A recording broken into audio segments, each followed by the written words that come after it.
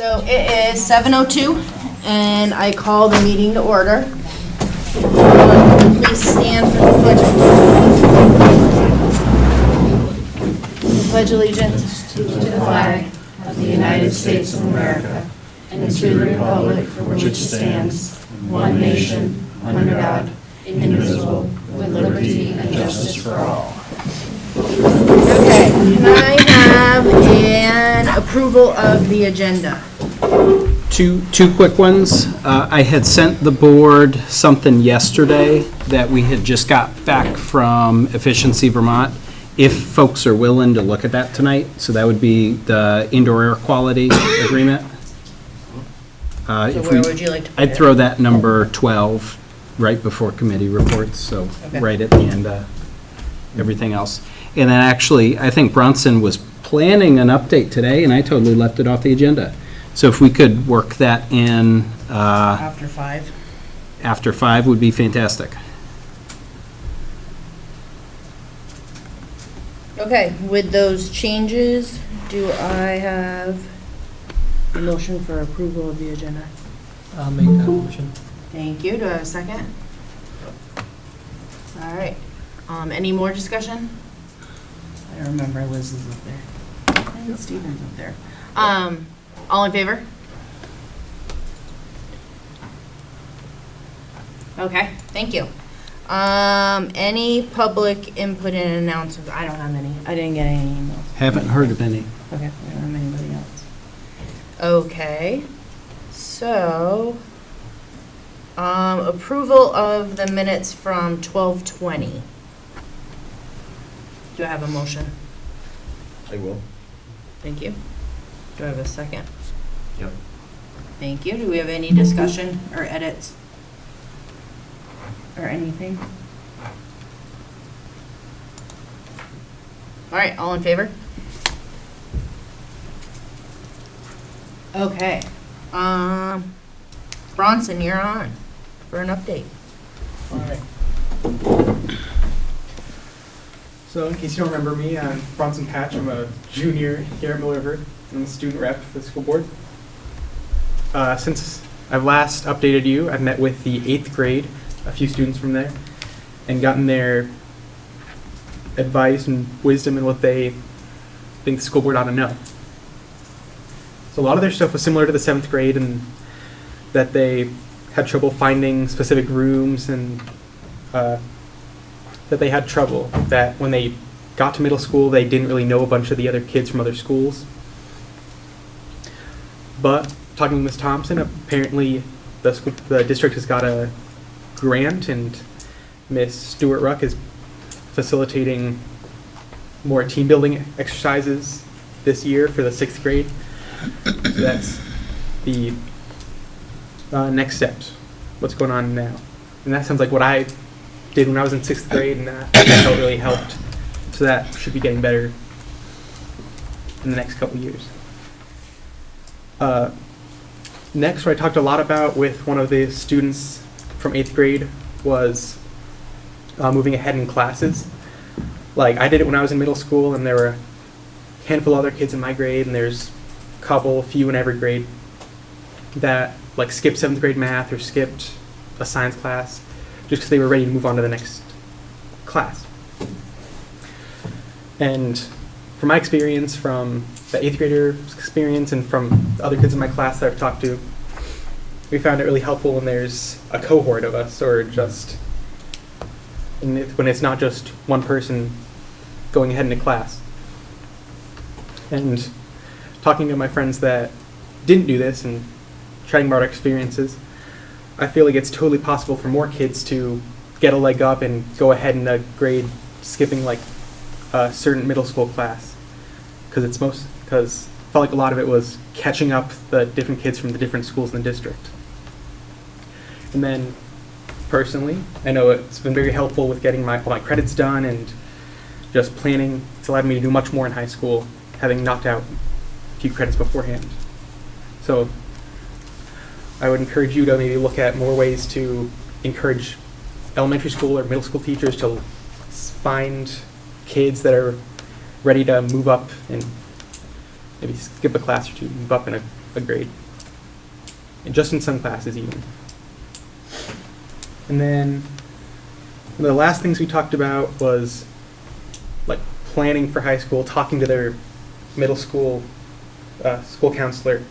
And now we have one that's specifically for middle school that should hopefully help. But like I know I sought out my middle school counselor because I had 3 siblings that they figured it out the hard way, so they told me what to do. But if you're the first kid in a family, you might not exactly know the way. So I think just encouraging them to talk to their counselor more and just chart out a plan for their high school career. And that could just be during orientation or just setting up regular meetings with them, and that would help. And I believe that, and I'll be meeting with the 9th grade next week. And then we'll just keep going from there. That's all I have. Yeah, thank you, Bronson. We appreciate that. Thank you very much. And I'll remind you, feel free, as we're going through other items, chime in. If you have questions, if you have input, feedback, let us know. And if you have a boatload of homework, you can feel free to go. That too, absolutely. Nobody will judge you. All right, so on to the English and Social Studies updates. Okay, so I'll start since I'm already up there. So I'm Jen Severance. I am the English Department Chair here at Mill River. I currently teach 8th grade ELA and a creative writing extracurricular class, if you per se, elective. That's what it is, elective. So I just wanted to update you on a few things. I can share this slideshow, or I can share it with Brian, and he can share it out to you if I don't. We'll get it in the minutes. Yeah, if I don't touch upon everything. But I just wanted to introduce the English department as a whole. 7th grade, Devin Bradford is teaching. I'm teaching 8th grade. Leonard Bartenstein is teaching both 9th grade and a 10th grade class with Wendy Savory. And then there is Peter Bruno. I apologize, I missed him on there. Oh no, he's down at the bottom, sorry. He teaches more elective classes, and he has one general class that he teaches. So when I asked about what to present, I knew that you guys wanted to hear challenges that we're having, and you wanted some data. So that's exactly what I did. So we're finding that attendance is a challenge. We're finding that, and I'm going to show you a graphic on the next one, that kids are missing more school, which means then there's gaps in their education. And that's why everything, it's like a trickle effect. So that's why their scores are going down, that's why their test scores are going down, so on and so forth. So Flex, we are trying really hard to support kids in Flex, but if they're not here, we can't support them. Some high school teachers are noticing that their classes are now a mix of a high and a low, where we used to have like a good spectrum, like high, middle, low. We're finding that they're either high or low in the classes. And some of the factors that are challenging us are lack of motivation. And I couldn't tell you what is inhibiting that. Literacy knowledge that leads to the gaps in understanding, and then higher number of students with social emotional, I don't want to say problems, with social emotional barriers and other external factors. So this is the attendance graphic that BJ Barrett actually helped me get. So if you can see on 2023, let's just go with the 11th grade. They had 755 absences in 1 month. Now, I have to say, that is not students, 755 students were out that month. It's one student out for the entire day, which equates to 8 absences, because it's for each class. So when you look at that, don't think it's like, We don't have 7. I know, right? And then if you notice this year, he found that that number went up to 888 absences. So not coming to school or being ill is really inhibiting their learning here. Some other challenges are teachers are noticing that students are not invested in their education, and this has definitely declined over the past few years. And again, that impacts test scores. I noticed something interesting that the 7th and 8th grade, you know, I'm not biased, but we got all of the students to take Star 360. But then like the numbers dropped off drastically in the high school. Not every student took it. So that doesn't give us a really good picture of their knowledge. And then we are also finding that a very large population of students are not reading either in or out of school. And that also is a challenge. Some challenges for middle school specifically. We started a new bookworm curriculum, and this warrants a 60-minute block, and we only have 40-minute blocks. So I tried to explain it to Deborah Gardner-Bosch today, and I did explain it. So we have a 40-minute block. I can do 40 minutes of a 60-minute lesson, but I'm missing 20 minutes. So I'm literally, for an entire week, I'm missing a 1-hour block to teach this curriculum. So it's taking more time than, say, an elementary school. So having a 60-minute block would be really helpful for us so that we could get this curriculum done. It's made up of 4 modules, each working off the other. They're all scaffolded. And in a perfect world, a teacher should be able to get through all of them in a year. But the middle school here, we're struggling to maybe get through 2. Devin right now is just finishing her first module.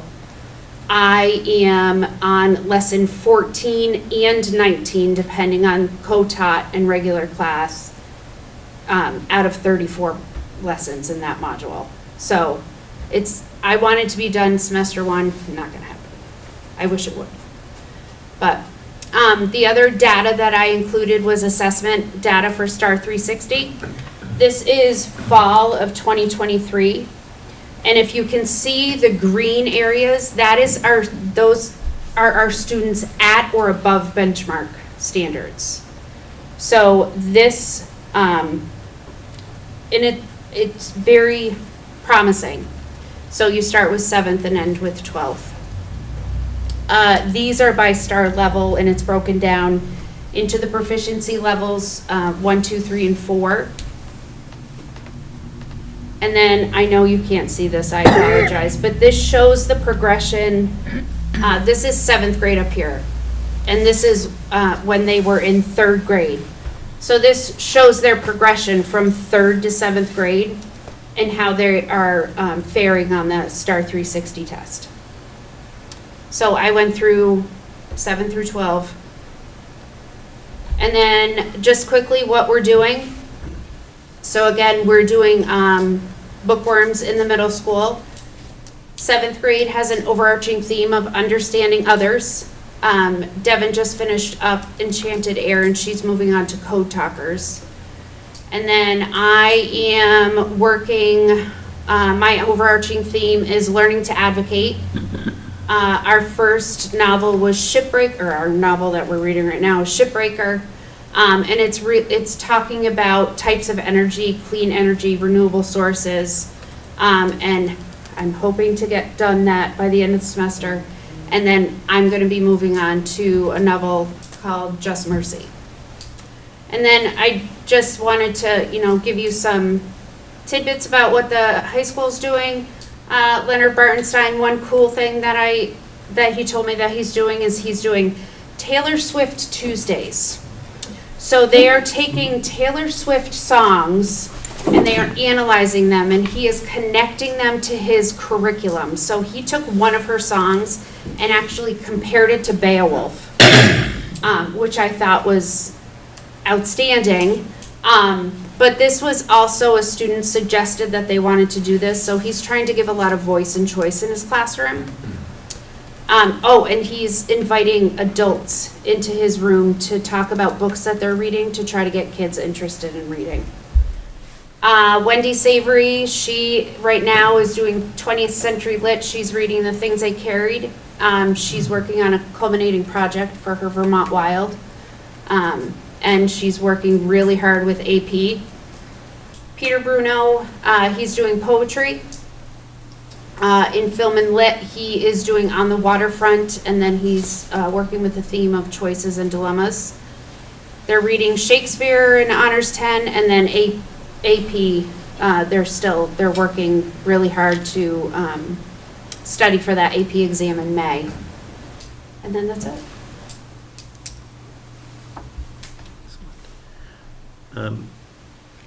So the Star 360 is the reason why there's less completion because by the time you're a senior, you don't necessarily have to be taking the English course, so they're not in class? Or why aren't there as... I would say, and Kaylin can probably chime in and correct me, but most seniors are still taking in English. Is that not? Yes, Yeah.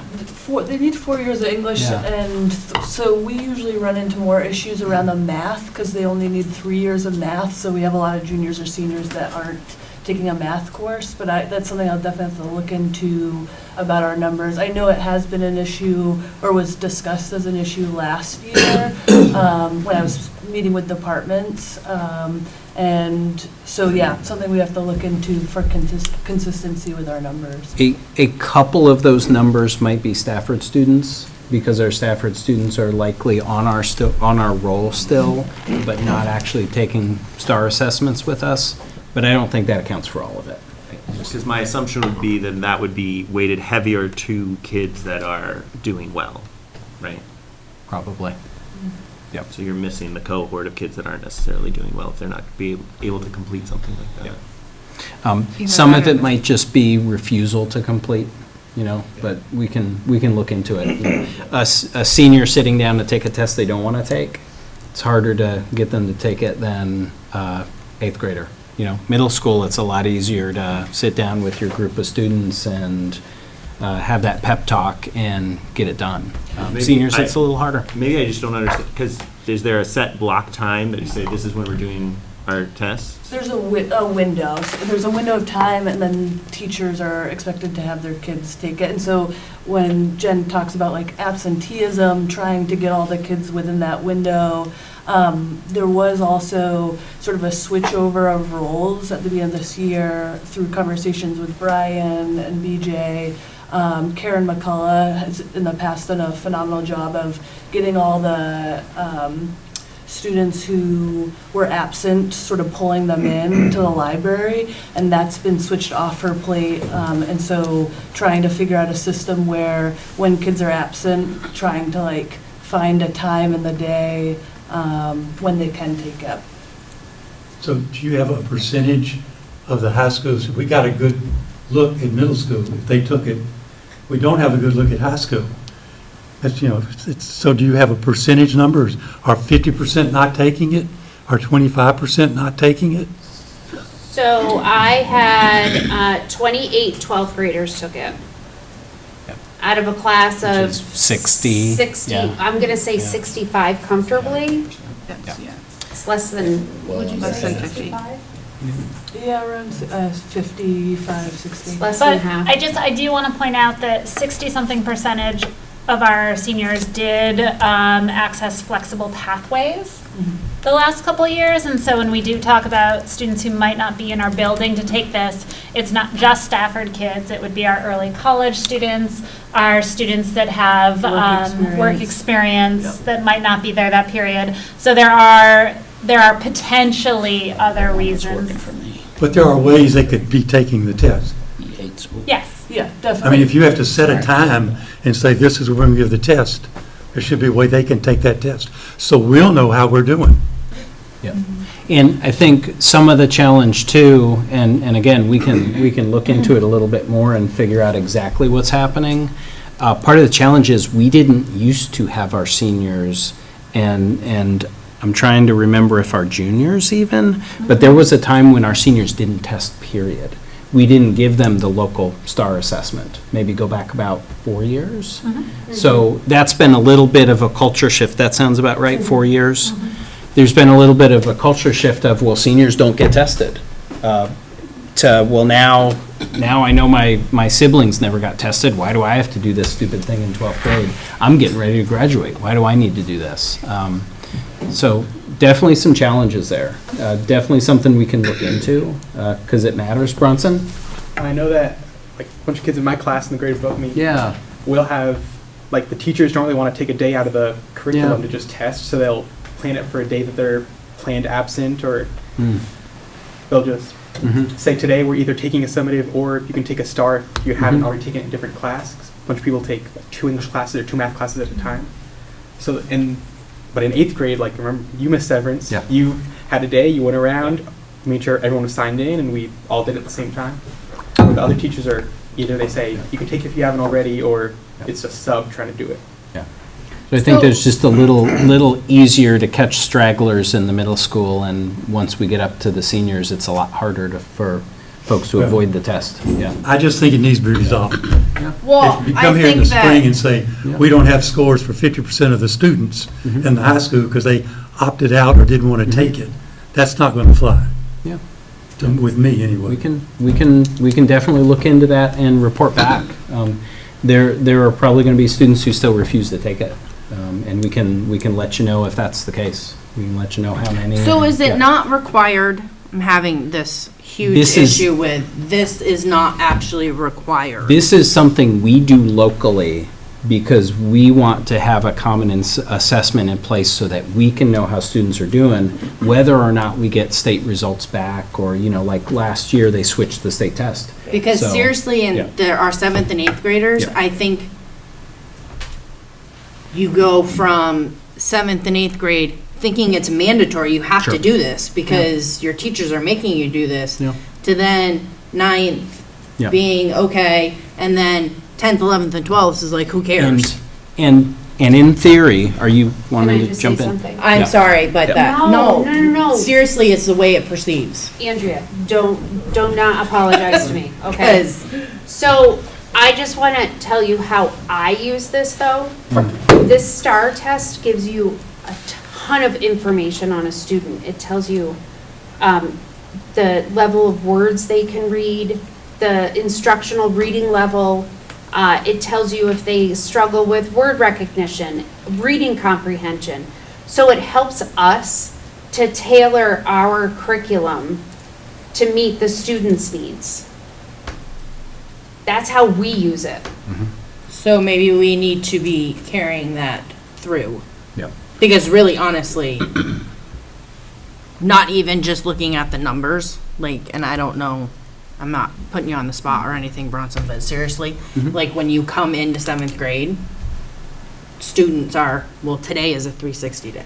And that's the way I do it so that Eighth I grade. can get all of the kids. And then and then it seems like, okay, well, maybe we'll try to do it. And I think, Jen is telling you all the things that she gets from this assessment and how she uses it. So there's a huge incentive for Jen to go, hey, one kid missed the test, I need to get them to take the test. So there are challenges as we get up into 12th grade. Yeah. And the testing culture in 7th grade and in 12th grade, it's totally different. It Well, in really 12th is. grade, you're doing Yeah, it's- PhDs and everything it- else, but.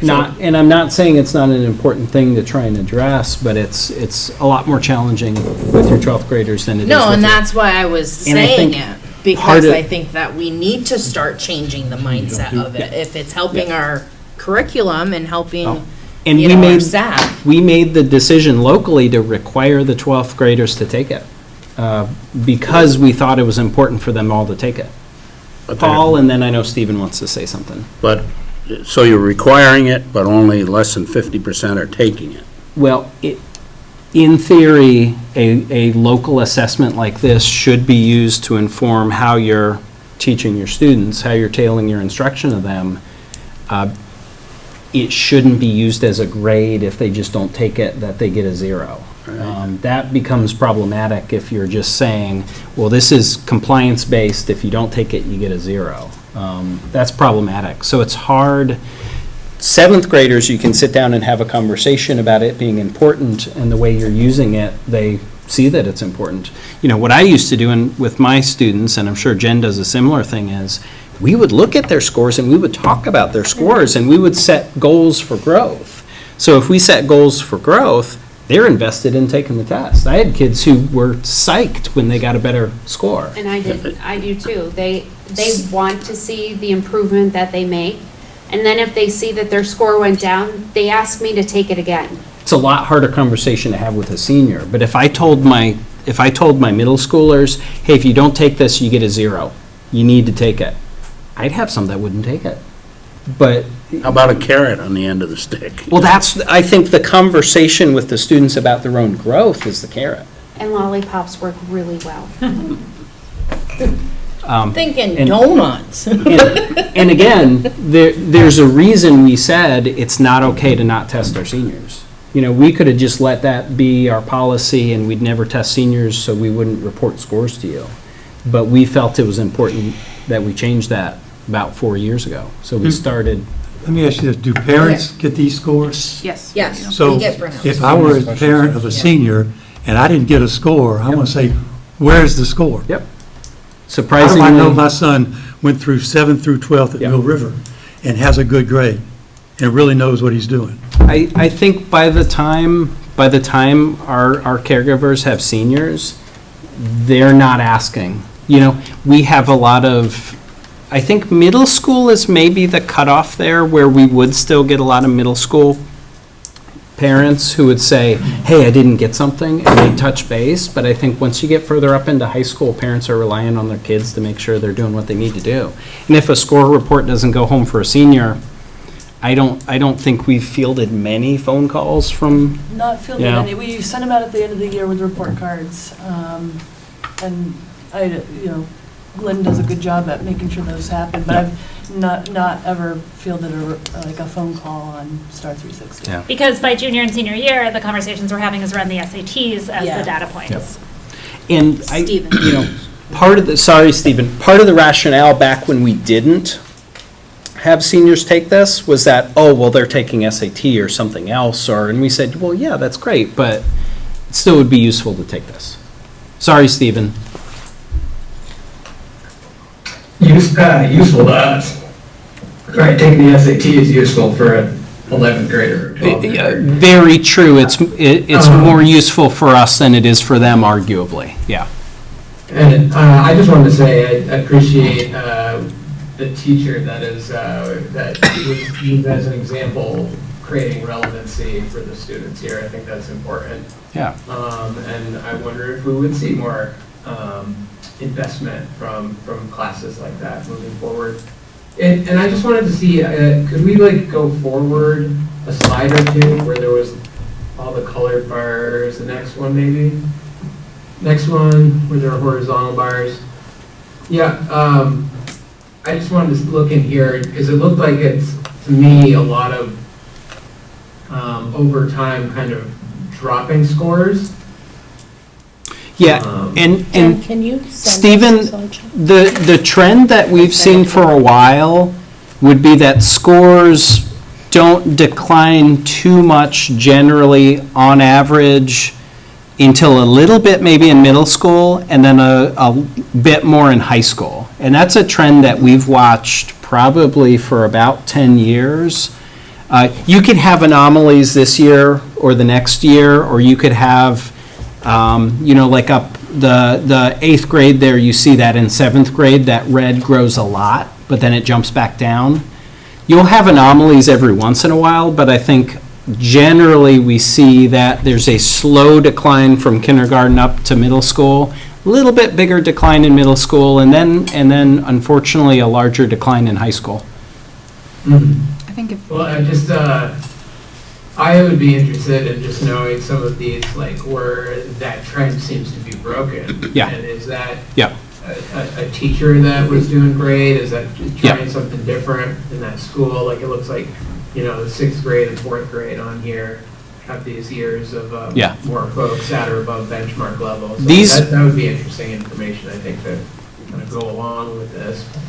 And the great thing about the 7th grade and the 8th grade scores, you can be looking at those groups once they're at Mill River.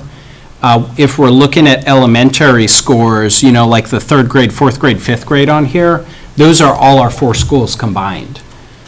When we look for those trends that you're talking about, Stephen, we typically do see those at a classroom level. So it might be that if you look at the 7th grade, that 6th grade year, things seemed like they actually improved, that green grew. I'm looking at the top picture. You could probably find a 6th grade classroom that led to that positive change. If you looked down at the bottom one in that 7th grade, that where the red grew, you could probably find one classroom where that shifted that. So then you start having conversations around, well, what do we know about the teachers? What are they doing that's really successful? How can we share what they're doing that is successful? Part of the work that we've done with a coordinated curriculum is so that we can have those conversations a little easier. If people are working through the same materials with their students, sometimes it's easier to share, you know, versus here's the novel I'm doing and it's going well. Oh, well, I don't teach that novel. I teach a different novel, you know. So it's a little easier to share what is working when that happens. But typically when we do see something that's either working really well or actually going poorly, we have to go down to that level, which we're typically not going to come to the board meeting and share individual teacher classroom data. That gets to be a little uncomfortable for teachers. That's work that they're doing in teams, that's work that they're doing at their schools, and they're looking at that closely.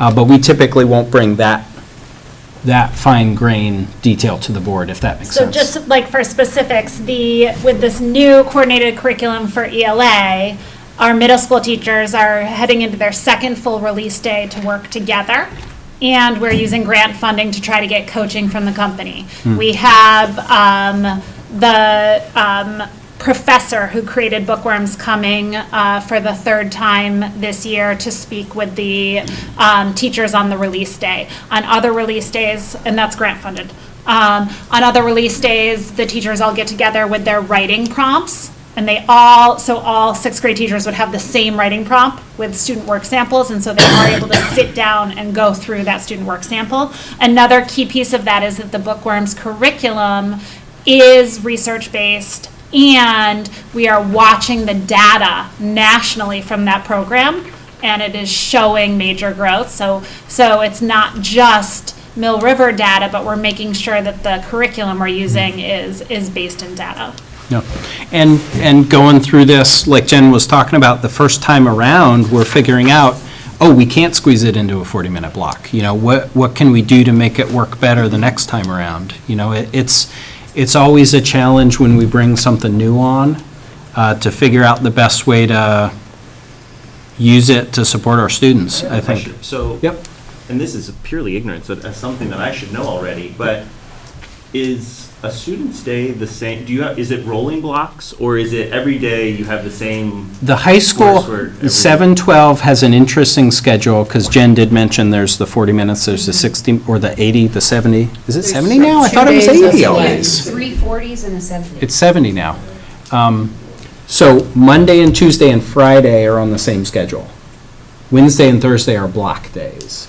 You see half your classes on Wednesday, the other half on Thursday. That's what allows them to be longer. It's a kind of funky schedule, and it's been that way the whole time I've been here. And they have 8, and it's 8 classes a day? Not on Wednesdays and not on Thursdays. But typically on your regular those days. are Yeah. just So, Yeah. and, you know, I have my high school experience that I do, and so we had 7 courses, and we had a rolling, but only 6 classes a day. Oh, yeah. So each class was rotating longer. schedule, So we had yeah. by the end, you know, so you'd rotate through your classes, and your Monday morning wasn't always the same exact class. Years and years and years and years ago, Jen, do you remember this? We were sitting in, we had the red and blue. No, we were sitting in this room at a middle school team meeting looking at rotating schedules or other options, but, you know, schedules are ridiculously hard to change.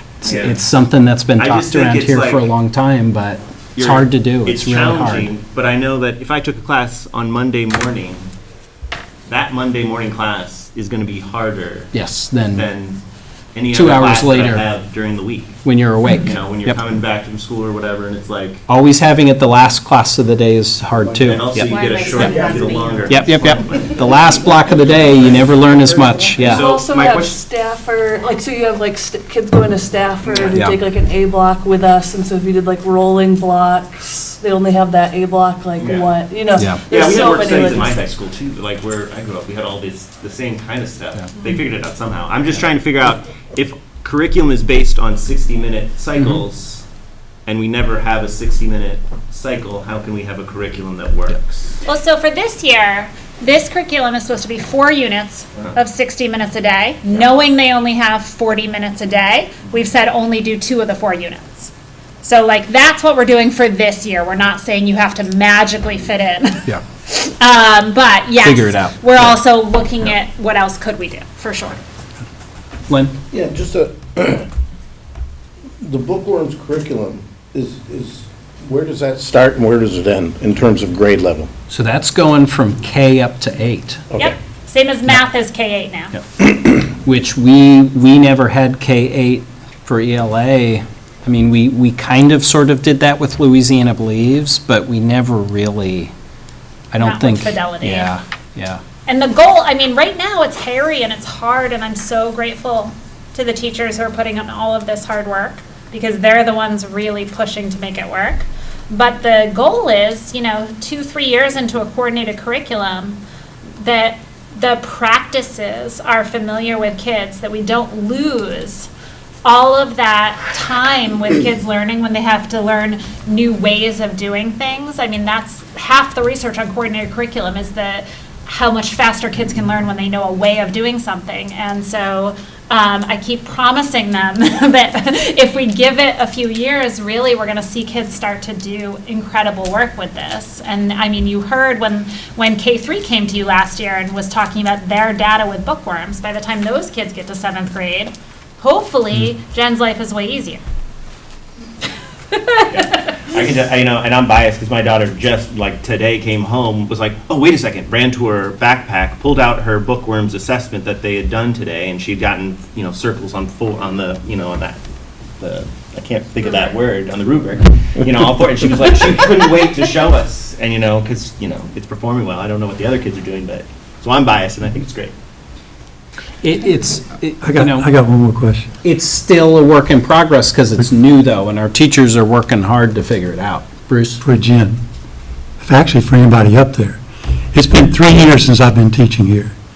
Flex didn't work 3 years ago or 4 years ago, and according to you, it's not working now. Only because of Well, you have so many attendance people things. missing. Yeah. But I had people missing assignments, and they never got the assignments in. So come end of semester, there were a third of my class, third of my students, that either missed classes, missed tests, or still had assignments out. So my question is, how can they possibly pass? Right, do they, so the question is do they pass? Yes. Right, so if that Yes. happens, they get to There's, move on. If you don't have the time to do, explain just briefly how Flex works now, just briefly. For me or for, so I'm biased again. Middle school really is a well-oiled machine. We really work well as a team. We all schedule our kids, the beginning of the week. We tell the kids where they're going. They know the purpose as to why they're going to that place. If they are making up an assessment or they need extra support in a different concept. So that's what I can say for middle school, and it is working. Yes, do I have kids that are they don't want to do anything? Absolutely. Some things never change. Some things never change. Do I sit right next to them and try to help them and struggle through it? Yes. Am I always successful? No. How's the high school with Flex in the high school, it works the same way. It's, again. How often do you meet Flex? Twice a week. Wednesdays and Thursdays. Yeah, For like 40 for one minutes. class, For 50 minutes. Is it 45 minutes? 50. 50. Okay.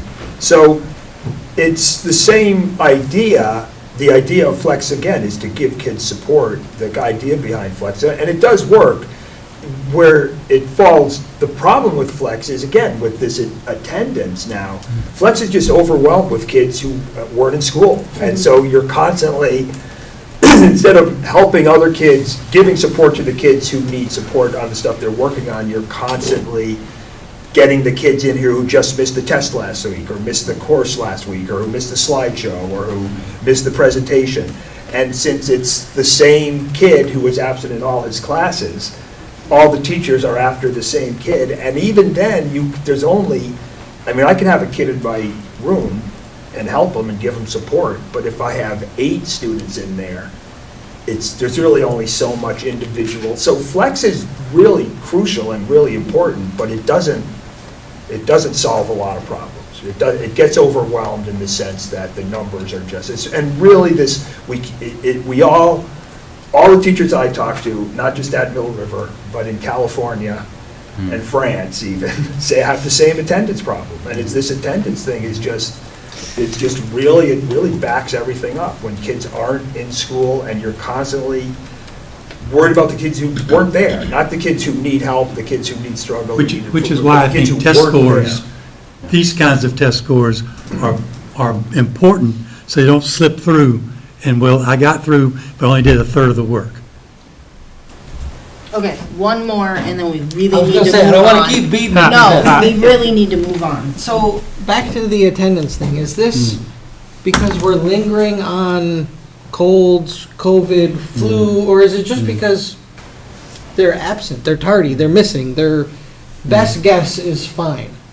I think all of the above.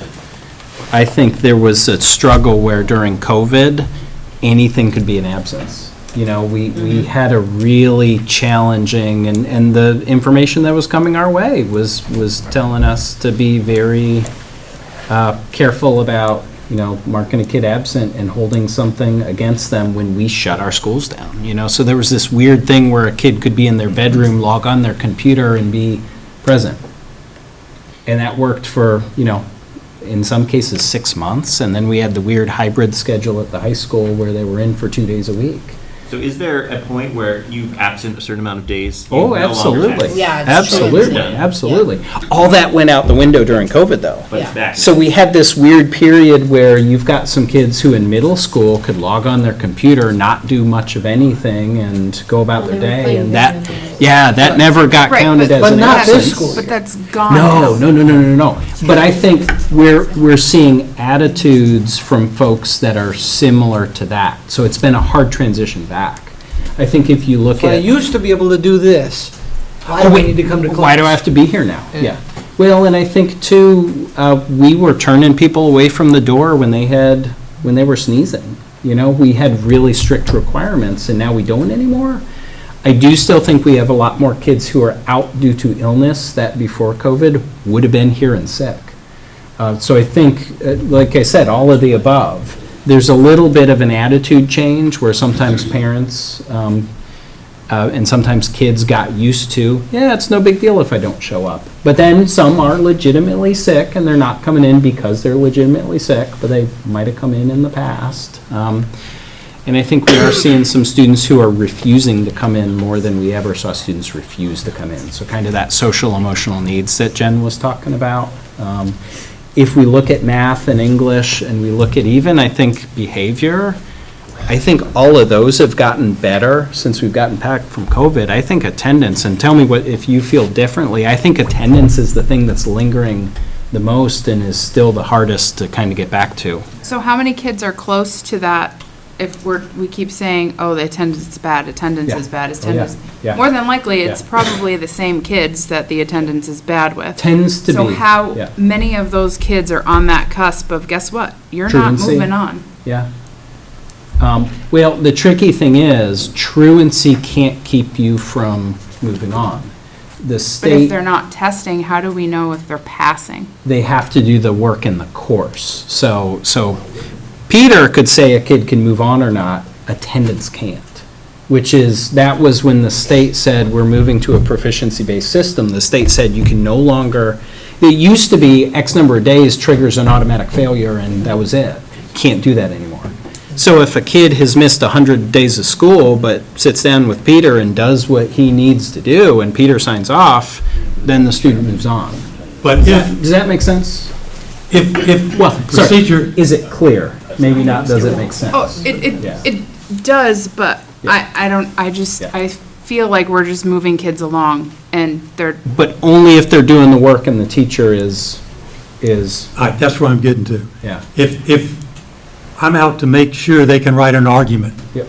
and we write 4 or 5 arguments in the Yep. course of the course, they don't do any of them. Yep. And then come May, you say, well, you haven't done an argument. They write a quick argument, give it to you, you pass, because you met proficient. They could be proficient, Yep. getting back over here, they could be proficient the first month of school. Yeah.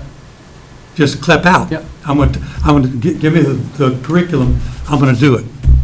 And then what we would hopefully do is move them on to the next class. But they don't do that. Advance them if we could advance them.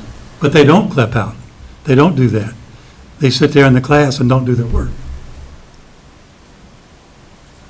I mean, I think we have flexible pathways where we can try, and if a student really has met the criteria for the class and is just sitting around bored, we would try and find ways to engage them in something somewhere, somehow.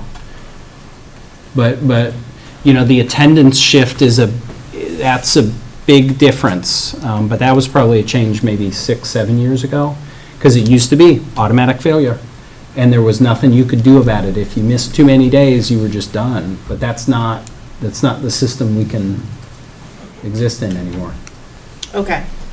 I hate to, we could go on all night, serious about, but I would really like to At least move on, do and it I'm after sure. people that we've asked to be here. Yeah. Let them go home, then we. Thank you very much Well, for your presentation. thank you, Jen. And Jen, can you bump that slide? I already got it, so I'll make Okay, sure it's in the yes. minutes. I Yep. stopped sharing. No, email it. But Oh, I already Brian has emailed it and to you every can single one of Just you. Thank you. email it, yeah, if you want. I did, I shared Okay. it with every single one of you. Thank you very much. Kim? We do have Peter here to talk social studies. Oh, shoot. Sorry, No, Peter. no, okay. No, that's okay. We don't do Star 360. Our department flies under the radar. Nor do you have state assessments or anything. Nobody wants to tackle social studies standards. Okay, there you That go. works for us and against us sometimes, so yeah, we don't have hard data like Jen. I don't have reading scores and test scores. So last year I was here and I talked about electives as kind of our main, we kind of had this gap with our upper level students. Not all of them, but our seniors, we had a senior civics class, but we wanted to offer some more alternatives so we could get to, for the very things that we're talking about. We're seeing more and more skills deficient, and it's really hard. Elective classes gives us an opportunity to work on individual skills better. We've had a lot, we feel really good. We're offering 3 new electives this year. All of them have played out really well. The kids are enjoying it. We offered a psychology elective. Mr. Greenfield is teaching. We updated our 60s class to be an 80s class, whatever. Oh, my I think that's because the teachers are not as old as they used to be. But, he's doing a psychology class, and I put together a Vermont studies class, which we're really looking forward to. That is really going to be kind of a local and oral history-based class, which the idea behind that is for that very reason, so we can work on some of these skills, because that's really, we do feel good about our electives, and we're also feeling a little bit better about our upper level students, our AP and honor students. We've certainly seen a growth in numbers in the last couple of years. So instead of a small handful, we actually have we feel like we have a pretty nice nucleus, particularly, the young grades, 9th, 10th, 11th graders. There's a group of pretty solid students that we feel good about. We've had Mr. Latkin does the AP US History, and he's had some good success with that. He's pretty good every year. He always has a handful of kids who do real well on the AP History test. I do AP Government and Politics. And my groups tend to be a little bit bigger than his. Last year I had one student get a 4 and a couple students get 3s, so we felt pretty good about that. We, in the AP government class, we mix in our upper level 10th grade students. We thought this would be a good accessible advanced placement class for some of our younger students. It's not, I've learned really quickly all AP classes are not equal. And to throw kids into like AP US history or AP physics without any, it's a, you know, they're college courses. They're basically freshman college courses. So some of these we found is we like AP government because, well, for one thing, because it's basically current events. So this, you know, these presidential election years are always great. And, you know, and it is true in our department, like every day there's something, you know. It's, these are like gold mine times for social studies teachers because there's always something new and exciting every morning in the news. So, so we feel good about those two things, our elective classes and our upper level students. Our concern is the gap between that. I would echo a lot of the stuff that Jen said. The gap between our higher performance students and kind of everybody else is getting bigger. It seems, you know, just anecdotally that you're right, that middle group, that big middle group seems to have, you know, not, they kind of disappeared. So I remember teaching where you always had the kids who were always going to do fine. You had a group of kids that were maybe not going to do fine, but you had a bunch of kids in the middle that could kind of go either way. And that's really what we're concerned about now. We haven't, you know, it's with our shrinking class sizes, we haven't been able, it's nice to be able to offer the honors and AP classes, but within like the world history classes and things like that, we don't really have any, we have to differentiate within the class. We have upper level kids, we have kind of general level kids, and that's where the electives really are useful because when the kid is working in an area that they have some kind of interest in, it's a lot easier to get them to focus. So that's where we're coming from. We're, you know, again, we're trying to keep a 6-year, 6th, 7th, 8th, 9th, 10th, 11th, 12th grade, trying to make it into a, you know, into one pattern. And so we feel a lot better than we did this time last year, as far as what's going on with the older kids, at least. So.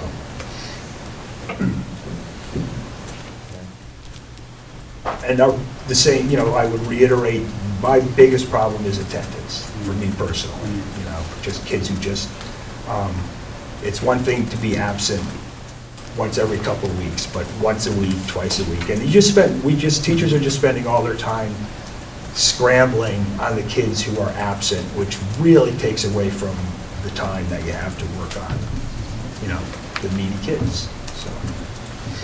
Is that, if it's not a quick answer, I don't want it. But is the attendance are the elementary cohort that didn't have are they having the same absentee problems? Like, are first, second, third graders also not coming to school that often? I think we are seeing it across the board, and I think that's why, you know, Jane was telling folks, not that, I know, I'll make it quick, sorry. Jane was telling us not that long ago that homeschool coordinator is so important for them because of that, you know, still. And my hope is that since we do, in theory, we have a, you know, in all elementary schools, in theory, we are going to be seeing kids that are going to come out of all those schools with at least close to similar social study knowledge, and maybe that is going to help fill that middle back in a little bit more. Yeah, it's always been part of teaching in this school, in a union school, that yeah, they're coming from all over the place. When I taught middle school, you know, it took me about I could tell which kid had which 6th grade teacher just by the stuff that came out of them. I could tell who went to Wallingford and who went to, you know, and that's just the way it is, and I'm sure it's the same way with the other subjects too, so. Well, we're hoping curriculum can, at the elementary level, can try to level the playing field a little bit. I hope you hear that we've got folks who are working really hard to overcome these challenges. I mean, attendance is a huge one, but our folks are using what they have and doing what they can. We have incredibly dedicated people, and when you hear across the country that people are leaving the profession because it's getting harder, we have a lot of people who are sticking around still doing good work. So we appreciate everything they do. Thank you, sorry. Thank you. Okay, so And we on know to. you're super busy, so feel free to hang out all night long, Okay. but feel free to get out too. I was gonna say, run while you Totally up to you. can. Thank you so much. Kim, Jen, thanks so much. because I know she wants to go right after. So I was here back in November and I gave a fall update, beginning of winter update.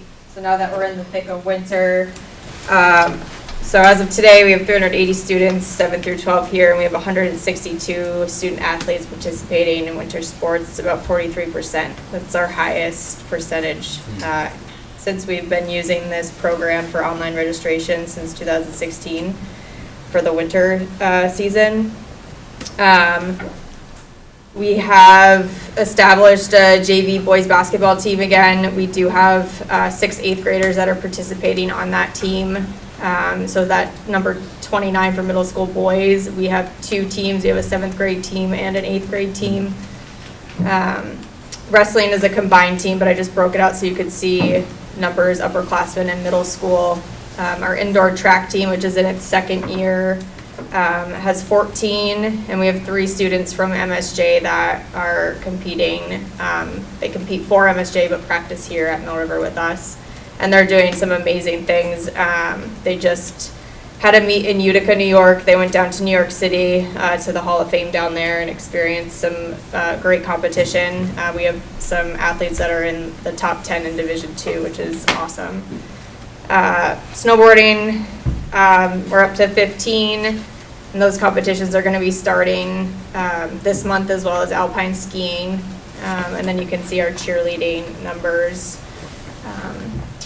We only have 1 middle school girls basketball team, and then we just have the varsity girls basketball team. So hopefully with our younger programs, we'll see an increase in girls numbers down the road, but we're definitely seeing the increase in the boys, which is really nice.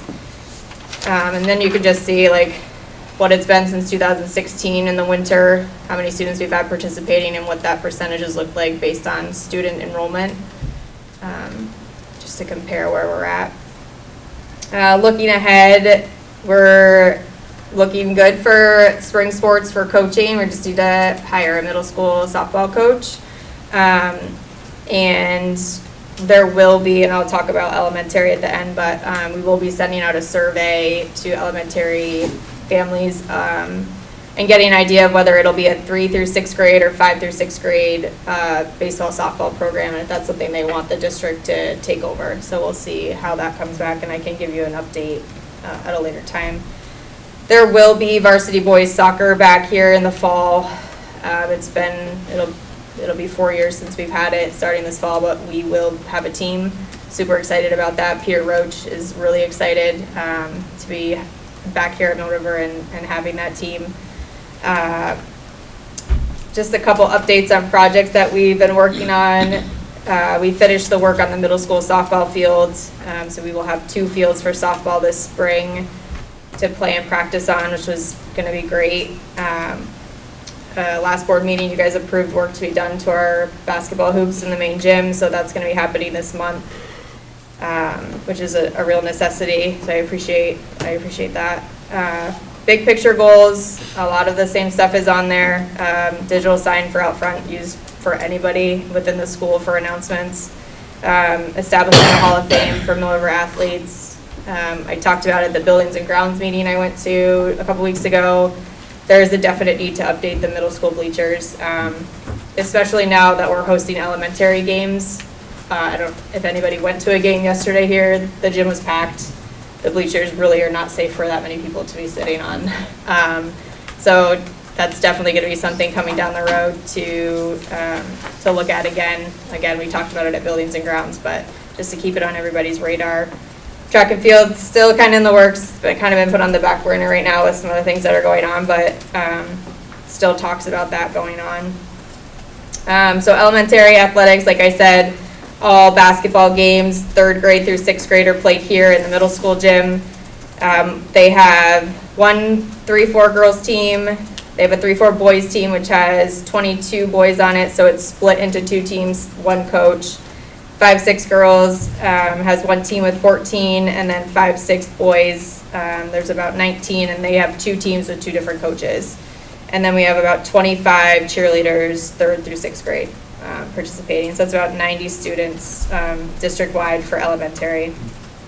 So like I said, we're gonna be working with Mackenzie, who's the district elementary AD, to put out a survey to have principals send out to their communities for elementary to see if there is an interest, if there's not an interest, to try to get that ball rolling for the spring.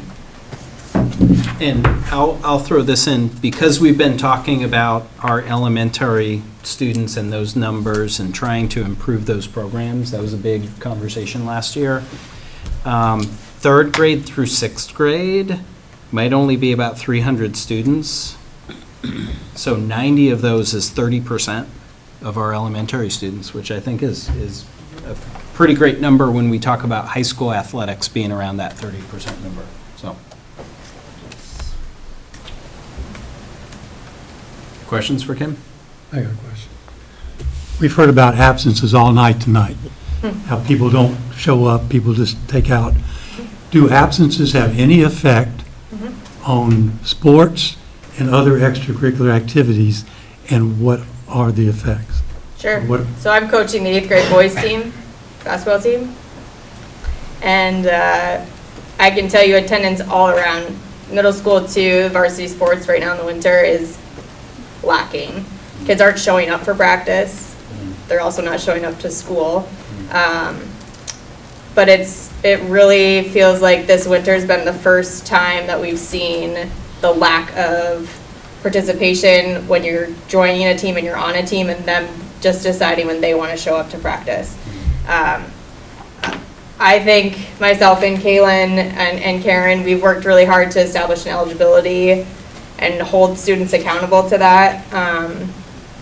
And I'm like the bad guy that goes around and tells them like, hey, you're not practicing today, you didn't get your form signed, you're still failing 2 classes, you need to do mandatory study hall, and just trying to keep them accountable because grades come before stepping on a court or a field. And she's done a phenomenal job with that. It takes a lot of energy to do the eligibility, and it's been awesome to watch her hold students accountable. So we require them to do mandatory study halls, I think 3, and then get their form signed before they can play. And she's structured and set all of that up. Yeah, so it's, and having those hard conversations with the student athletes and then with the parents, because, they can't be leaving school and missing academic classes that they're then not passing and then expect that they can go to practice and practice that night. So I think it's just, we're trying to change that culture, and it doesn't happen overnight. But attendance and, just sitting here listening to Jen and Peter talk about attendance and kids not showing up to class, it's happening in the sports teams too. And there's only so much you can do as a coach and as an AD. I mean, parents need to hold their kids accountable too and be in school to be then, able to attend those practices and games and not just sit on the bench in street clothes because they decided they wanted to be late or leave school because they just weren't feeling it today. So is there any set, like, all right, if you miss 3 practices besides for sickness, you're off the team or something like that? So that per coach, like that comes down to the coach and the team. If they're late for school, like 8:15 is when we start school. If they're not here at 8:15 and they show up late, they don't practice or play in a game that day. If they come in with a note, they're at a doctor, mom was, there are circumstances we are a little more lenient with. But, we've had kids show up at 2:15 and think that they can go to practice at 3 o'clock. You came for half an hour of the day. So it's gotten better, but it's not, it's not there yet. But yes, each coach can decide whether they're, we had a girls varsity basketball game tonight. We had 3 girls not start because they didn't attend practices or had other things come up and didn't attend. So a varsity practice, when you're supposed to have 11 girls there and 7 show up, there's not much you can do to prepare for a game. So then, the whole team is kind of let down because not everybody's there and committed to be doing what needs to be done. My last question. Yeah, Are pretty much all the coaches on the same? yeah, mean, I would say so. Somebody doesn't say you can miss as much as you want, you're still going to play. No, because then I'm the one that's saying they're not playing. Okay. It's just, it's not fair to the ones that are actually showing up and doing the work. And they may not be the best player, but they're showing up every day, and Joe's not showing up. He's not playing. Anything else? Ooh, just one more quick question. When will you post these spring openings? Probably within the next week. All right, thank you, Kim. Thank you, Kim. I do hope that you see that Kim is listening to what folks are talking about, like expanding elementary sports and running with those and trying to do good work there. All right, so next is the town meeting. So you've got a warning that That was yes. attached in the materials packet here. Number 8, annual meeting warning. Everything on here is fantastic except the education spending of $13,028.04 per equalized pupil on Article 4. Stan gave us a late-breaking update. We had I think a student added to our student number, our long-term weighted average daily membership. So we had a student added, maybe about a week ago, which shifted our number a tiny bit. So that number would be $13,019.22. So a little bit in our favor, but very little per student. But we still have to change it. Yeah, so I would ask for a motion with this warning amended to read the $13,019.22. And as soon as we have this adopted, we will get this warned and out and in the Herald well within our time frame. We've got about maybe 10 days left to get it warned. So I would recommend that the board make a motion to adopt with that amended number. I'll make that motion. Thank you, Liz. I'll second it. Josh? Any more discussion on it? Besides the amended per pupil spending, the CLA number that you floated doesn't affect any of this? So here's and that's great, because I think it's worth having that conversation now. The district tax rate, if you saw that updated CLA information, you would have seen that the district tax rate actually shifted from a 0.99% increase to a 0.92% increase. So that per student number going down slightly, our district tax rate is down slightly too, a 0.92% increase. CLA all comes after that. CLA is the adjustment based on property value. So I think a really interesting scenario where we have about a 1% increase in our district tax rate, but our towns are looking at really large increases due to CLA, so due to increased property values. So when the tax commissioner put out that December 1st letter, and we started seeing these numbers of like 18% floated for property tax increases, there was a lot of conversation around what schools needed to do to avoid that terrible thing happening. Well, now it really looks like that terrible thing happening is largely due to that CLA number, which is I think really challenging, because we're in a position where, we worked hard to take care of the things that were in our control, and then there were the things that weren't, and our district tax rate is increasing 0.92%. And then some of our towns are going to see a very large increase. And we would have a really hard time working to counteract that CLA increase. So just for an example, you look at Tinmouth with a a projected 32 or 33, was it 33?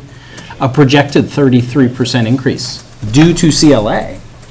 For us to take care of a 32% increase, what? It's like $5 million. Yeah. A quarter of the budget. Like a quarter of our overall operating budget. You can't do that. You know, to look at something like Wallingford, where we're talking about a 10% CLA, that's almost 2 million, you know? So to try and take care of the Tinmouth CLA problem, if we decided that that was our job, you know, it would be 5 million, a And quarter the of our reality budget. is we had 5 or 6 properties that are very, very wealthy properties go for way more than they were, you know, purchased for originally. And we're still on the old, we have our, you know, our assessments are happening right now. Yeah. So we're still on the old ones. So it's even a bigger gap. And next year, there's going to be 5 or 6 more. Again, really maybe. expensive I was houses just And going I- to say, that we've are had this brand new. conversation that nothing's to say it's not going to happen again. And I see Liz is getting ready to say something, but Stan and I had this conversation, and we were like, there's no way it's going to happen again to Tinmouth. Well, and who knows when it's going to stop. 90% of Vermont towns are going to see increase due to CLA. About 66% are going to see an increase like Wallingford and Clarendon are seeing. So Wallingford and Clarendon are not in a tiny boat like Tinmouth is. There are a lot of other towns that are going to see the same thing that Wallingford and Clarendon are. Sorry, Liz, go ahead. No, that's fine, thank you. I just want to remind folks that the position of the Vermont School Board Association is that the legislature removes CLA from the funding formula. So the way it works is you take the district tax rate, you multiply it by your taxable, let me see the language here, the assessed value of your home. Actually, you take the tax rate divided by CLA and multiply that by the assessed value of your home, and that's what you pay in taxes. So there is an inverse relationship between what you pay CLA. So if CLA is lower, your tax liability is higher. And I just want to remind folks that the position of the Vermont School Board Association is that the legislature removes CLA from the funding formula. So please, please, please call your legislators and say, do that, let's do that. And the other part is that 70%, it's always the line. It's like you start are income based and the bottom is 2% of your income, depending on what your property value is and what your income is. And it's yet another convoluted thing. And it still goes up no matter what. Yeah. And something that used to happen, Stan and I were talking about this too, and Stan reminded me that it used to be that on town meeting day, you could know exactly how income sensitivity might come into play for you as an individual. We don't get that anymore. So people go to town meeting day not really knowing, I mean, we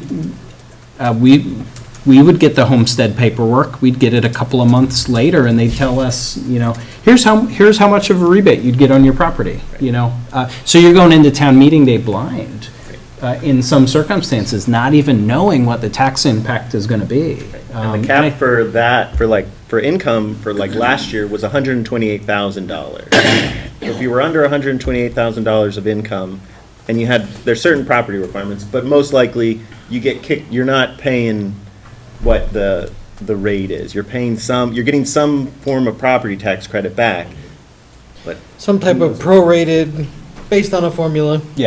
Yeah, but you don't know how much. But you don't know. And when people are trying to budget for their year and know how much they're going to owe in taxes, I think that's tricky. You know, going into town meeting day, checking yes because you want to support our schools, but you actually don't know what the impact's going to be on you. I think that's a challenge, and that's a system problem where we can't get that information to people because that's information the state has to put together and get to them. Back to what Liz said. Yeah. Email your representative. Tell them to get rid Simplify of the it. funding, simplify the funding formula. And gosh, if so many towns across the state are gonna see this increase, when the tax commissioner put that note out December 1st, there must have been a fair number of people who had a fair sense of what was gonna happen. And then we all scrambled around to try and figure out what it was. Wouldn't it be nice if the folks who are paying attention to this and know what's going to happen could come up with a way of eliminating all the uncertainty? And this is my own personal, and I'll always give that disclaimer, I'm not speaking for the board or the district or anybody else. Just tell us how much we can spend per kid and we'll figure out how to make it work. And it'll make everybody's life so much easier, and everybody will know what the tax impact's going to be. Yep. It seems like every year the system gets a little bit more challenging, a little bit more uncertainty. And, here we are in a situation where we absolutely want to take care of our community. We absolutely do. But are we going to completely revise our budget, tonight because CLA came out and it's crazy? That's a really challenging place to be, to try and support our schools and support our community at the same time. I think the other point too is like, at first when we were talking about that budgeting game, that like saying, oh, we could get to a point where nobody would feel 5%. Yeah. The asterisk is before CLA. Yes. So even if we did all that Yes. stuff and managed to fall into Yes. that bracket, There's all that nothing stuff we can do happens, about CLA. and then the CLA gets added There's nothing to we it. can So do. we still would have, so we were way under. but And we that's also- could do some really serious things to cut a lot of funding. We could. I don't think anybody wants to, but we could. We absolutely could. But we don't know what the legislature is going to do this spring. And this has been something that there's always this hint of, well, they're going to have to figure out what they're going to do. So it's almost like we're playing chicken a little bit with, well, what is the legislature going to do? Are they going to say this is not acceptable and we need to figure something out? Last year this was avoided because a lot of state level surplus money was used. We're here this year partially because that state level surplus funding is not there. And I would say that was a little bit of short-sighted planning. If we were going to use that surplus, we better have had a plan for next year, which was more than, well, local districts can do better, right?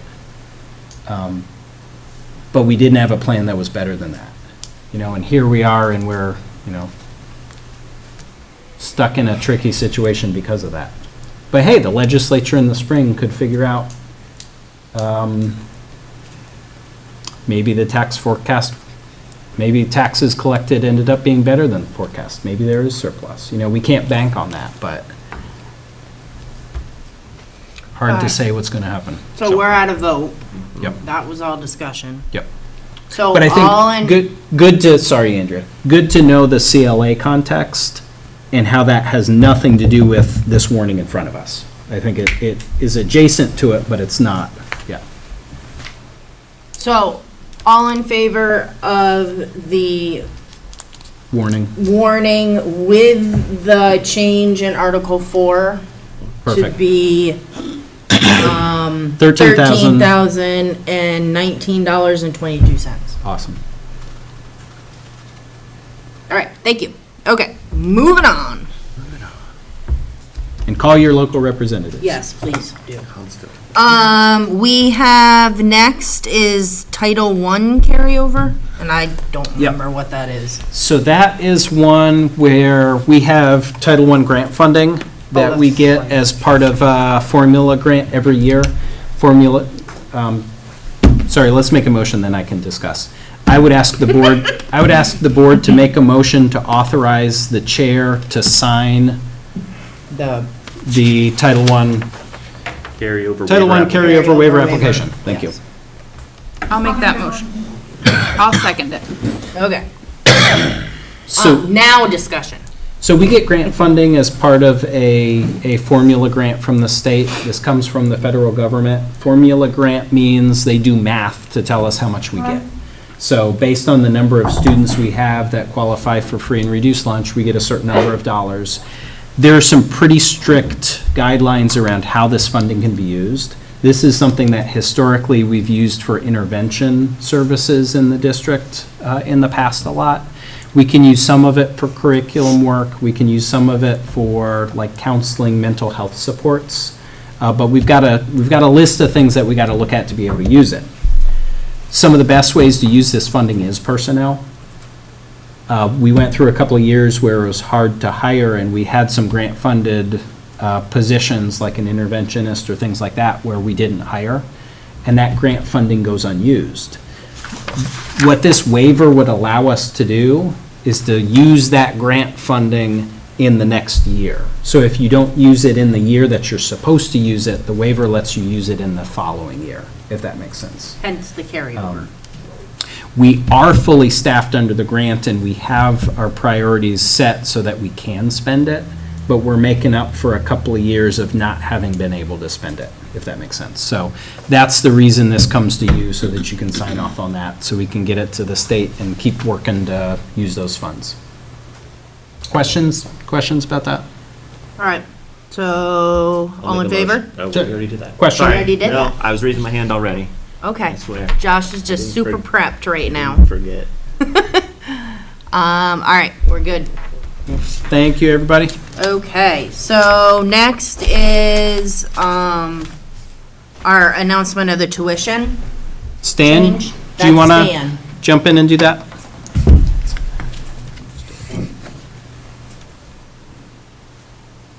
Do we hear footsteps? I think I hear footsteps. Or we have a mic? He's coming. More than happy to. Thank you, Stan. We have to set our tuition rate for next year by January 15th, so we can let all the districts that send kids here know what our number will be for next year, so they can get their budgets finalized.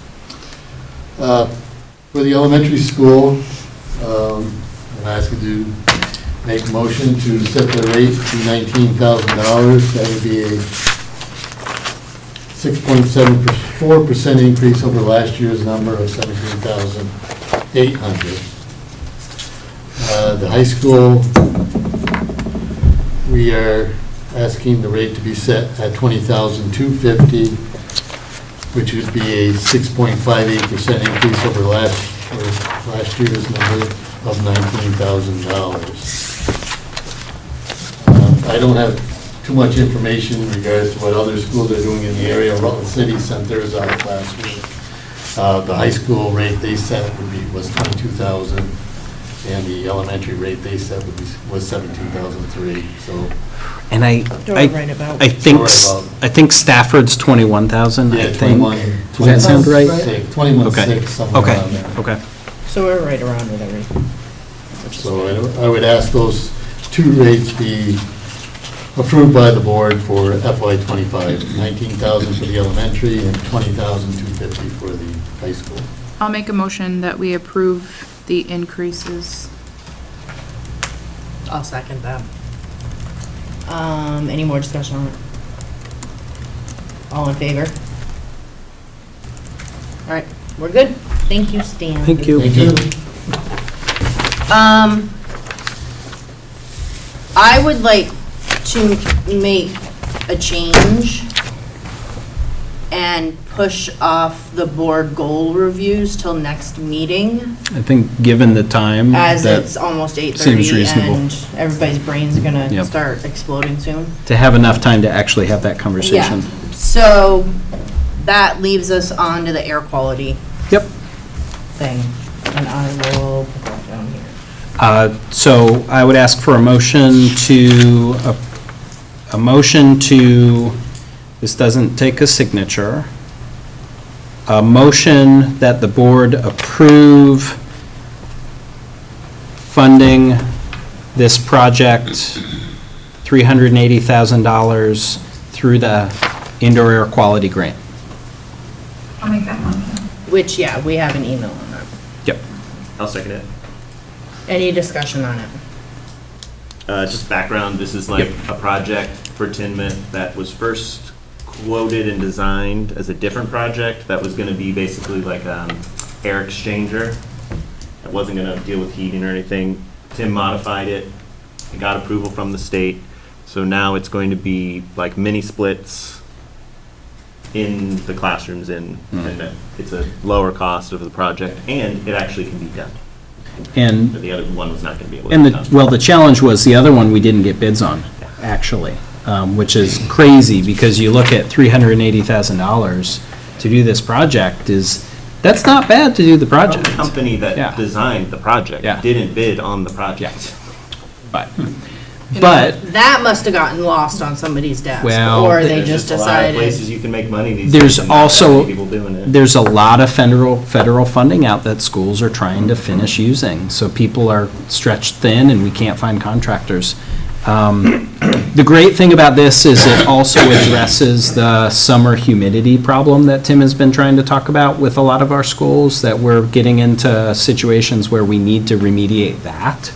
So it's for lack of a better analogy, killing two birds with one stone. It also, it's going to be switching a lot of our heating from the oil system to electricity, which at least is more constant in price. So the price fluctuation for that. And more efficient on a 40-degree day Yeah. when you're trying to heat the building. So I think a great project that we have approval from Efficiency Vermont to use the funding, it was funding that was specific to Tinmouth. We couldn't use it anywhere else. It was tied to Tinmouth. Is this going to include that space that we're going to be using in the community center? No. So that is Or a they totally have different all their- building. so they have all So their it's like a whole own different stuff. thing, Okay. yeah. And if I Good question. understand the proposal correctly, this is grant funding that we already had secured. Yes. Yes. It's one of those things where if we don't spend it on this, the money just goes away. Yeah. And part of the reason it comes to you is whenever we have an expenditure like this, it goes to the board for approval. So we can't move on the project unless we get that approval. And like I said, we just got this, I think, right at the start of break. Was it dated? Yeah, 22nd. Yeah. So trying to bring it to you as fast as I can. Nice. Well, that was pretty quick. I don't even Other know. questions? Was that just discussion? All those in That was favor? discussion, Yeah. yep. I totally, Yep. okay. All in favor? Forgot where we were in the process. All right, we're Awesome. good. Thank you, everybody. Okay, so now we're on to committee stuff. I had to rethink. So personnel, Lens Committee. That would be me. let's go Lenny. We met this evening, earlier, and I have a couple of contracts. One, I'd like to make a motion to offer a contract to John Kearney, 1.0 full-time equivalency as a para-educator. Second. Discussion. Where is this? I don't know. I would guess Mill River. Yeah. That's where our highest need for paras is right now. Any other questions? All in favor? Oh, and Coral, you can chime in if I'm getting that wrong, if it's not Mill River. Yeah, no, that's okay, it's Clarendon Elementary. Oh, thank you. Is our second one Mill River? I'm a little foggy tonight, I'm gonna need to know the second name No. before I can tell you. Fair enough, we'll get there. Okay, so, we did that. Yep. Next one, contract for Curtis Bork, 1.0 full-time equivalency, para-educator. And that one is also Clarendon as Yeah. well. Making a motion. I did make a motion. Second. All in favor? Discussion. All in favor? Sorry.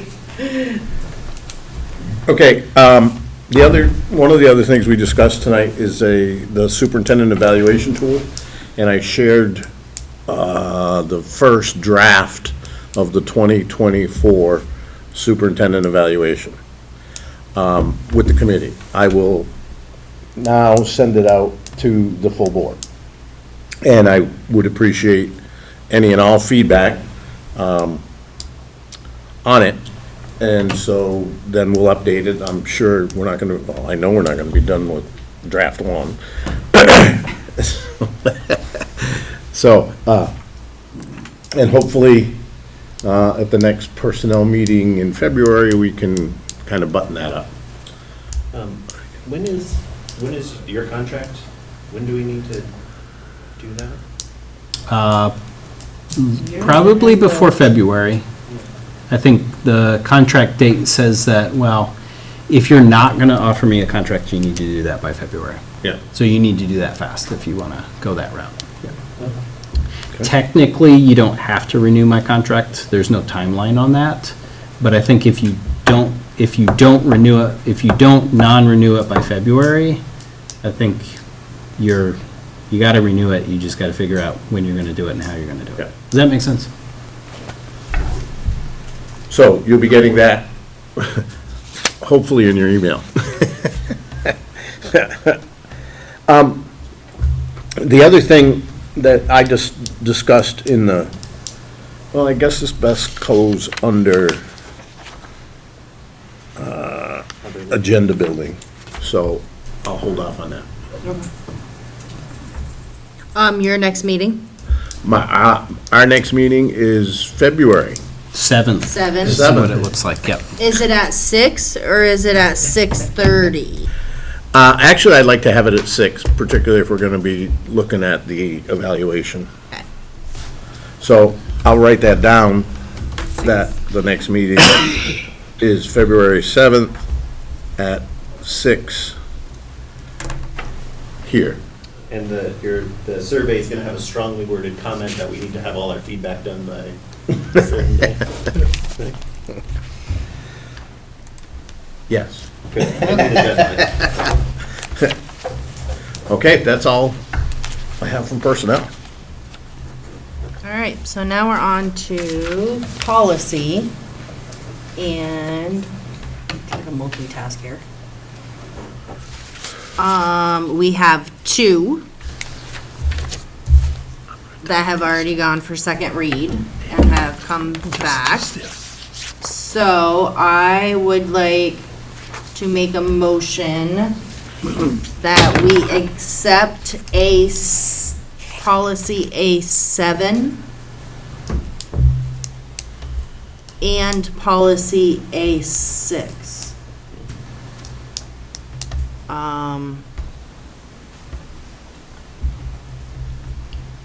Yeah, I think that's, yes. I'll second that. Okay. Any discussion? So policy A7 is the notice of non-discrimination, and A6 is public participation at board meetings. I don't think we changed much. I think we just sent them out because we needed new dates. So And reorganized lettered days. them. Read, Yep. yeah, we lettered them, so. That was all I have for discussion on it. So, all in favor? All right. Thank you, and next policy meeting is next Tuesday. Agenda's already out. At 5:30. Agenda's out. We are here. Okay, buildings and grounds. Buildings and grounds, we have not met since the last meeting, but do you have an update on Tinmouth? I do. We did get our asbestos testing back, and unfortunately, there's asbestos that needs to be remediated. So we are currently having that conversation now, which is not, that's not necessarily an easy conversation, unfortunately. Yeah, So, no, it's not. Yep. All right, and when I have the next date with Tim, I will notify the board. All right. And community engagement. We have not had a meeting since the last one. Our next one is 2 weeks from tonight at 6 p.m. So right before the next board meeting. 17th, right? On the 17th, and I wrote the wrong darn month. At 6. Okay, negotiations. Negotiations meets tomorrow, and if you want something really exciting, come on down. So that you What can be here time for a is it? second. What time is negotiations? It's 4, right? 4 o'clock. And to be clear, committee's not meeting, we're going to be meeting with the union. Yes, Yeah. that's correct. So not a warned meeting, just time to sit down with the union and actually negotiate. When is there going to be a warned meeting for negotiations for? When we need one as a committee, when we decide we want to meet, Okay. separate from the union. All union meetings are in executive session. Okay. Just checking. Finance. Good evening, everyone. Have the following orders and payroll for approval.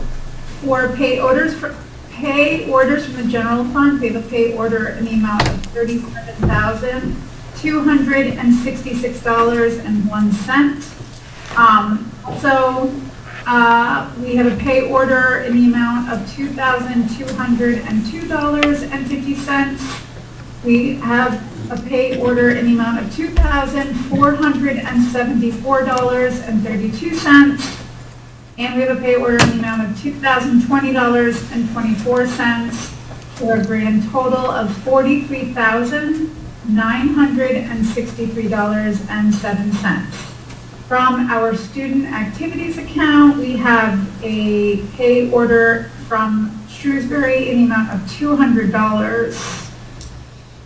For payroll, we have payroll dated December 22nd in the amount of $671,232.99. We also have payroll dated December 29th in the amount of $6,858.38 for a grand total of $678,091.37. And I move that we accept and approve this payroll and these pay orders as presented. And I need help because you guys are really little. I'll second it. Oh, that's okay. I'll count for you. Thank you. So it was seconded. Any discussion, folks? No. All right, all those in favor of accepting and approving payroll and pay orders as presented? It's unanimous. Very good. Thanks, folks. Thank you so much. Do you have another meeting scheduled, Liz? No. No, we don't. No. You know what? I don't think we do. No. And I forget from last year, maybe Stan can chime in, but I think we probably likely won't meet until we know what's going on town meeting day. Yeah. Happened last year. Yeah, so typically we do the district typically we don't need to meet again until we have the district annual meeting, the night before town meeting day. Okay. I just wanted to check. Yeah. Thank you. All right. Nope, doesn't hurt to check. So speaking of that thought, when will our annual meeting be scheduled? Because February 7th, February 22nd at 7 p.m. Okay. Is that right? That's the Thursday. Our mediator person. Oh, and actually, Rebecca will probably be reaching out to moderator, clerk, and treasurer, even though I'm sure treasurer knows she's on tonight as well, just to touch base with those folks and double check that they're all comfortable and set and ready to go. Yeah. So if you want to take that off your plate, Rebecca's already. Okay. You can also, Set at if you 7. want. She is my neighbor, so I can reach out to her. That's Fair enough. 2:22? Huh? 2:22 at 7. Could be at 2 o'clock. Not at 2 o'clock. 2:22 at 2. Jesus, don't confuse me anymore. And that will be the one that we do in the library, so that's a little different setup than our Yep. normal meeting. Okay. Do we have other legal business? I have other business. It's not legal though, right? Yep. It's not legal. I think Is it? the intent of transact other legal business, that's when George Ambrose used to give us puns, so I think it doesn't, I don't You got a think. good pun, Liz? The legal requirement, I don't think is that strict. No, I'm actually a terrible joke teller. I have a really good one, but I can't say it on That's not one of my public. skills. So I have spoken with some of you about some things that have come up for me personally that require that I step out of this role. And I am extremely disappointed, and I'm going to try not to cry about it. I enjoy you all. I enjoy this work. I care deeply about this district and our community.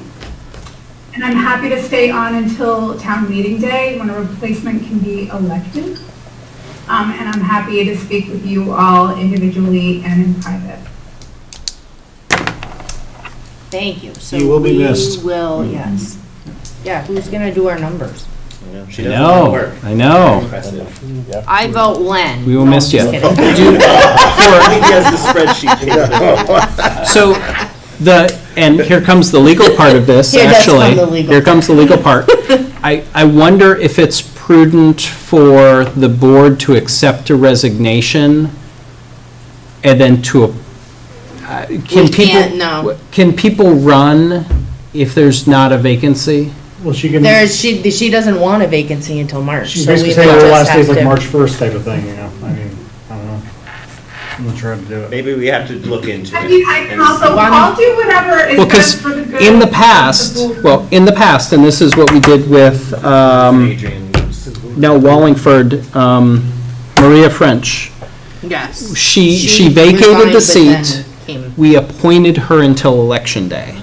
Yep. So we legally created a vacancy, but we appointed her to finish out her own term. Well, the town Does that make appointed sense? her. So the town could, Suggested her, yeah, right? suggest Suggested her. her and we So voted her in. we could accept the resignation, we could talk to Wallingford Select Board, and if they're willing to recommend you to fill your own vacancy, you'd only serve until town meeting day, but then that would allow somebody to But run that's, yeah, that slot, because you still have technically, another Another year year. after. Yeah. no, yes. Yeah, my term expires in 2025. Yeah, so there's no Wallingford spot to run for right now. Exactly. So is we it- need to get it Bruce is up this year. on. Bruce is Oh, up. sorry, but Liz, Oh, yeah. Liz is not creating a Okay, second I was gonna say, there's definitely a Wallingford spot up Yeah, this year. yeah, yeah. But we need a second Wallingford spot Yep. on the ballot for March. And if that all sounds reasonable, Liz, you could give us a resignation for our next meeting, and I can touch base with Wallingford Select Board initially to see how they feel. Well, I can also resign right now. Up to you. Can we And talk if to the board Wallingford wants to first? accept it. What's that? Can we talk to Wallingford first? Sure. And then you give us 2 weeks? Yeah. Yeah. And then talk to I Wallingford, know- we'll square away all the steps and stuff like that, and then, okay. Thank you.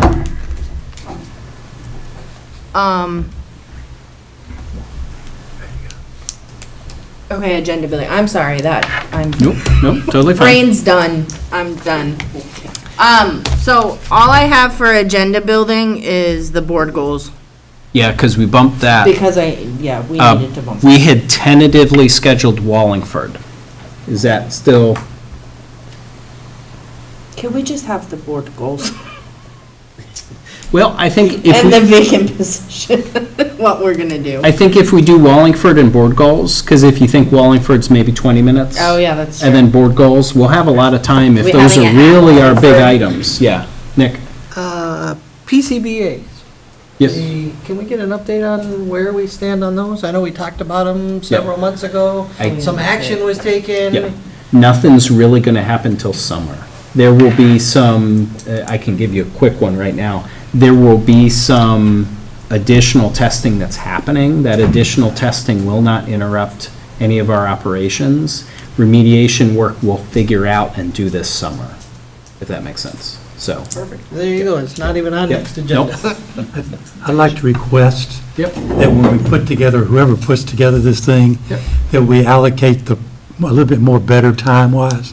I mean, 5 minutes for a history presentation. Yep. You know, we could be more realistic.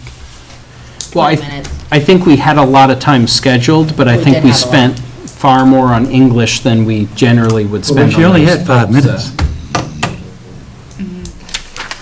Well, but what happens is, we fly through the beginning of the It's agenda. okay, I don't need an explanation, just be cognizant of the time, please. Okay.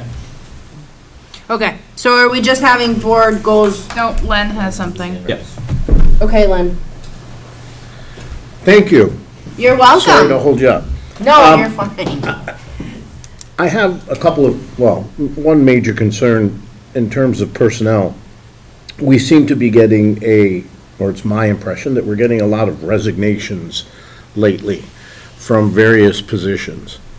And my concern, I guess I have some concern about why this is taking place.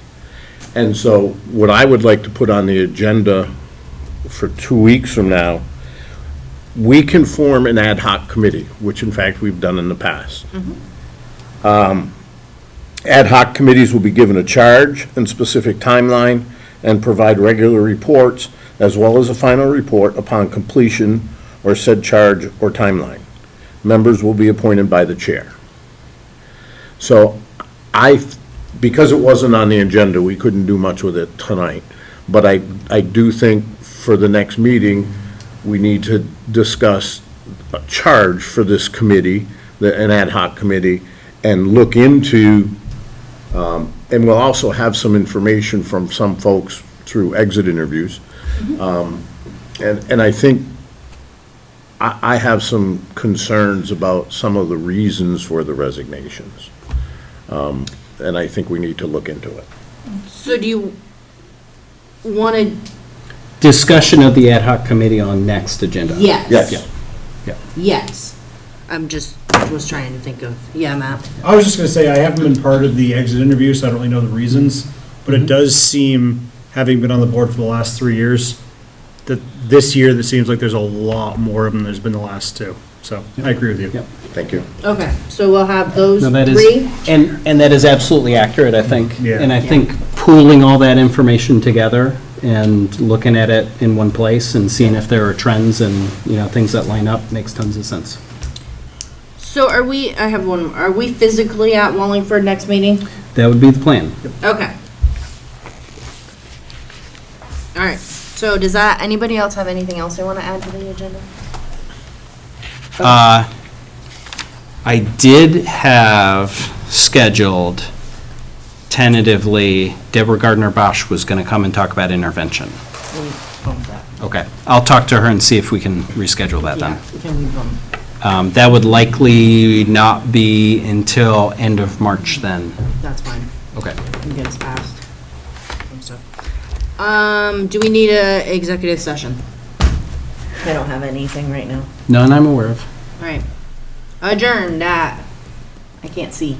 8:49. 8:49. Sweet. Okay, 8:49. Thank you, everybody. Bye, you guys online.